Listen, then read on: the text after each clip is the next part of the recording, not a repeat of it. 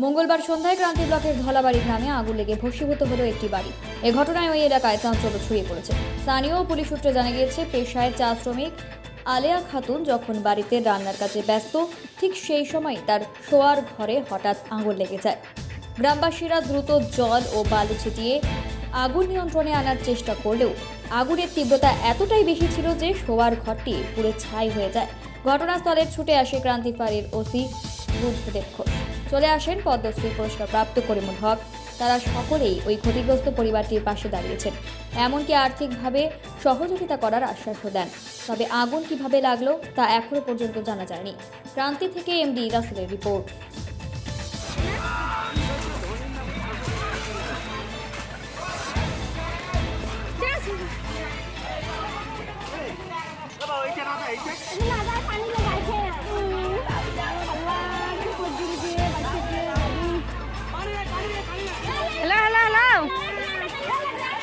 এ Rumon রুমুনা hello রুমুনা কই দাও তো অনেক দাও তো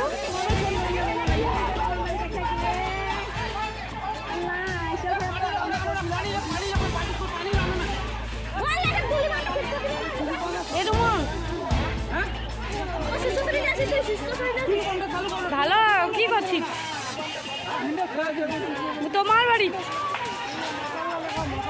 তোমার বাড়িতে আগুন লেগেছে ঘরত। হ্যাঁ মোর কথা কই না যে মুই ফোন করছু। হ্যাঁ তো সবাই না আসি গে ভাবি ঘরটা ছিঞ্জালা তুই না হয়েছে আগে কাউয়া বোধে পাল্টা হওয়ার তুমি মোর কথা কই না যে মুই তো ফোন করছু। হ্যাঁ আগুন ধরছে পুরা, মুই তো ভিডিও পাঠে দিন দেখিস।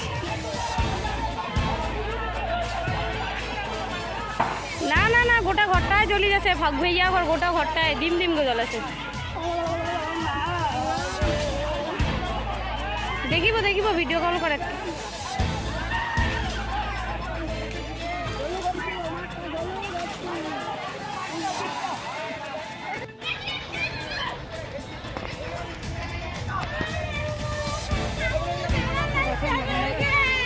উপায় নাই এটি আর।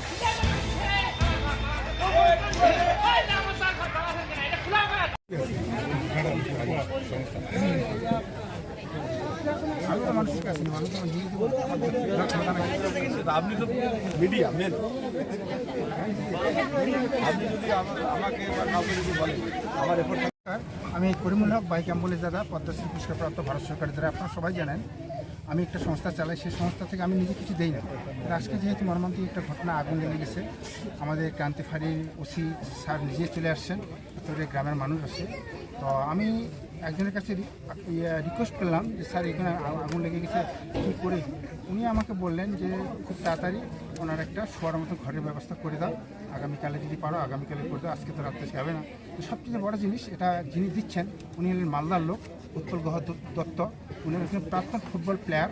তো আমাকে বললেন যে ওনার কি আসবাবপত্র লাগে কি নেই সবগুলো তুমি লিস্ট করে আমার কাছে পাঠাও এবং ঘরের একটা শোয়ার মতো কমসে কম ব্যবস্থা করে। আমি ধন্যবাদ জানাচ্ছি ওনাকে, এত এরিয়ার মানুষের তরফ থেকেও ধন্যবাদ জানাচ্ছি। আপনি যেখানেই থাকুন না কেন এই কথাটা বললেন, আমরা খুব খুশি, খুব গর্বিত, আনন্দিত যে সরকার থেকে পাবে কেন পাবে না, কিন্তু সরকারের প্রসিডিউর করতে গেলে একটু দেরি হয়।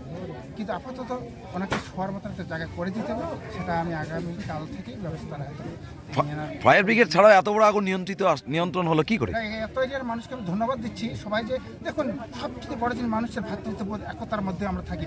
আজকে আমাদের ক্রান্তি ফাঁড়ি থেকে তৎকালীন চলে আসেন বড়বাবু শোনা মাত্রই, আমি যাক উনিও একটু আবেগ দেখে নিজের অর্থ কিছু তুলে দিলেন, তারা যেন কালকে খেতে পারে, সকালবেলা যেন কিছু না হয়। তো যাক হ্যাঁ এই পয়সা এই দিয়ে এসে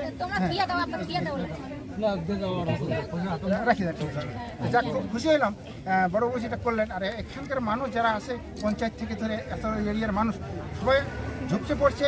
পাশাপাশি অনেক বাড়ি ছিল, সে বাড়িগুলো নিয়ন্ত্রণ রেখার মধ্যে আগুনটাকে রাখার পরে একদম আগুনটাকে নিভে দিয়েছে। এখন খুব সুন্দর লাগতেছে যে আমরা একত্র হয়ে থাকতে পারি, মানুষের হেল্প করতে পারি, এটি সবচেয়ে বড় জিনিস। তাই আমি সবাইকে বলবো আপনারা যদি কেউ পারেন এই ফ্যামিলির জন্য কিছু হেল্প করেন, আমি অনুরোধ করতেছি। বিশেষ করে সরকারি পাবে, প্রসিডিওর মিলে পাবে, কিন্তু আপাতত নাকি চলতে হবে, শুইতে হবে, থাকতে হবে। যদি কেউ হৃদয় ব্যক্তি থাকেন যা পারেন সাহায্যের হাত বাড়িয়ে।